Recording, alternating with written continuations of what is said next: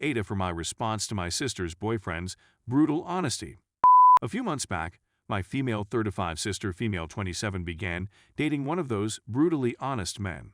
He can be extremely harsh and make backhanded remarks about me and my family at times, which is annoying, but my sister claims he's not malicious and that it's simply the brutally honest time of year, and we should get used to it.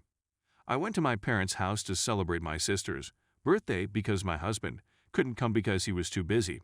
After the party, we all sat down for dinner, and my sister's boyfriend said it was strange that my husband and I don't have kids despite being married for 6 years now. I was shocked that he brought this up, but I gave a short answer stating that it's because of infertility issues.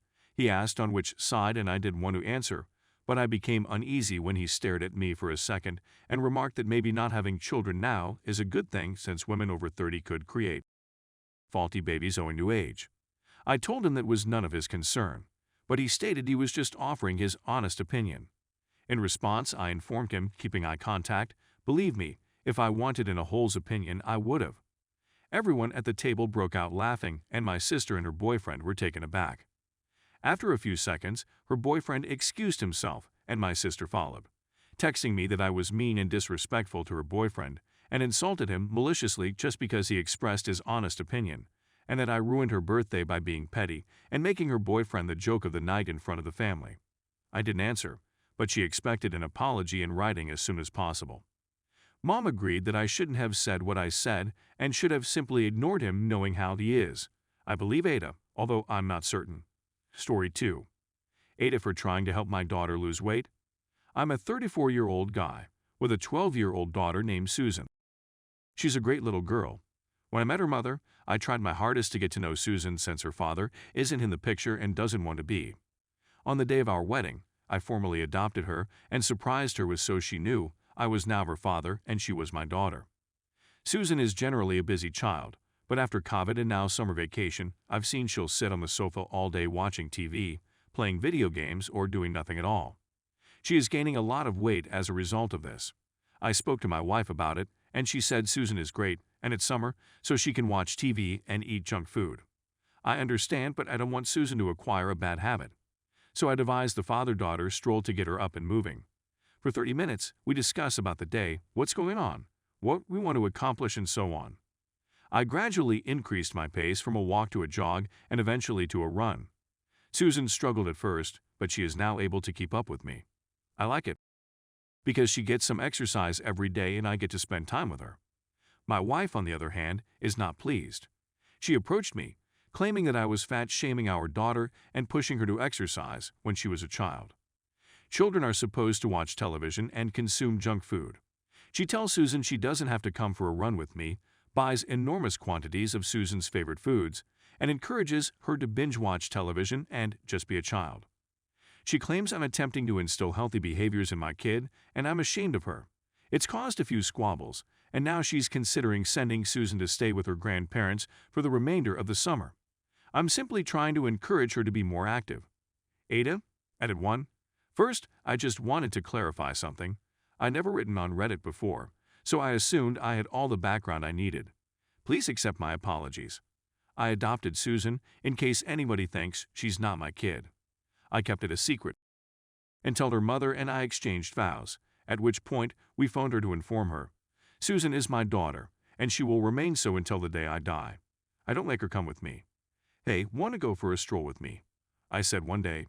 Things progressed from there, and Susan can now sprint circles around her. If I don't keep up, she'll even label me an old man. My wife was invited to join me. She claimed she appreciated having us out of the home so she could relax and have a break. That's all right. If Susan says to her father, Dad, I don't feel like going today, I don't push it. I just go by myself. I've never discussed her weight or diet to her since she's just 12 years old. Things are already difficult. Before COVID, she would spend the whole day outdoors riding her bike, playing with friends, and doing other things until we eventually called her inside.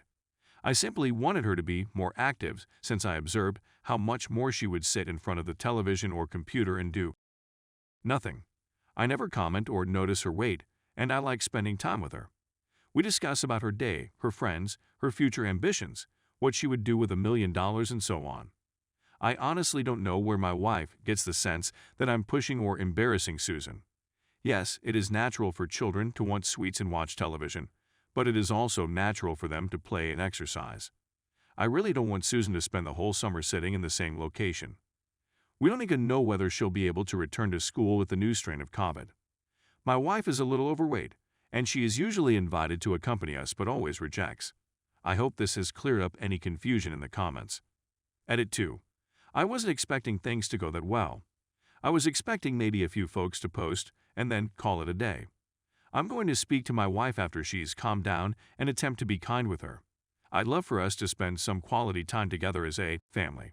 I didn't marry her for her beauty. I married her because I love her and Susan. I'm going to propose going for a stroll in the park or around the neighborhood, or if she doesn't feel like it, maybe watching a movie and working out together in the living room. I don't want Susan to develop into a body image. It's possible that my wife did and hasn't informed me about it. Even among partners, there are certain topics that you don't feel comfortable discussing. I wish everyone reading this message a wonderful day. And then ask yourself, would you want to take a stroll today? Take a stroll and enjoy the sun, nature, and your neighborhood. Bring a buddy, the dog, the cat, a family member, or just your headphones. There is no such thing as being too old or too young to begin a good healthy habit. Please know that I am proud of you, even if you just walk for 15 minutes, and that we can always do more tomorrow. You're doing an excellent job. For the time being, Redditors, I must go. I hope you all realize how proud I am of you. That is sometimes all you need here in life. People don't always express what's on their mind or what they're going through, as I discovered. We don't always know everything about their past. That's okay. Just keep encouraging them, be happy of them, and tell them you're doing a fantastic job. Be someone's father or your own, so long as you give it your all. I am really proud of you all, young and old. I will always be proud of you, and I am certain that you will achieve great things. Update. First and foremost, I'd want to express my gratitude to everyone who has shown their support. I hope you all went for a stroll. In the end, we did send Susan to her grandparents, but only for 2 weeks.